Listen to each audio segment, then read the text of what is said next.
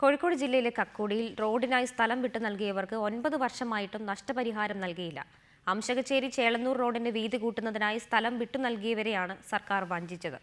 40ഓളം കുടുംബങ്ങൾക്കാണ് ഇനിയും നഷ്ടപരിഹാര തുക ലഭിക്കാനുള്ളത്. 2002 കോഴിക്കോട് PWD ഡിവിഷന്റെ കീഴിലെ അംശക്കച്ചേരി ചേളന്നൂർ റോഡിന്റെ വീതി 6.5 മീറ്ററിൽ നിന്നും 12 മീറ്ററാക്കി കൂട്ടാൻ തീരുമാനമായത്. ഇതിന് സ്ഥലം വിട്ടു നൽകിയ 40ഓളം കുടുംബങ്ങൾക്ക് ഇതുവരെ നഷ്ടപരിഹാരം ലഭ്യമായിട്ടില്ല. റോഡിന്റെ മുഴുവൻ പണിയും പൂർത്തിയാകാത്തതാണ് ഇതിന് കാരണം. ബാക്കി ഭാഗത്തെ സ്ഥലമെടുപ്പ് സംബന്ധിച്ച് തർക്കം ഉടലെടുത്തതോടെയാണ് നിലവിൽ ഭൂമി വിട്ടുകൊടുത്തവർക്ക് കൂടി നഷ്ടപരിഹാരം കിട്ടാത്തത്.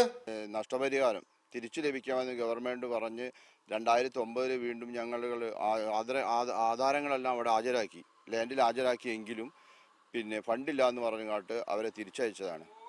ഈ 40 കുടുംബങ്ങൾ ഇപ്പം ഭൂമി നഷ്ടപ്പെട്ടിരിക്കുകയാണ്. ഭൂമി ഏറ്റെടുക്കുന്നതിന്റെ നഷ്ടപരിഹാരത്തിനായി 15 കോടി രൂപ വേണ്ടിവരുമെന്നാണ് ഉന്നതാധികാര സമിതി കണ്ടെത്തിയത്.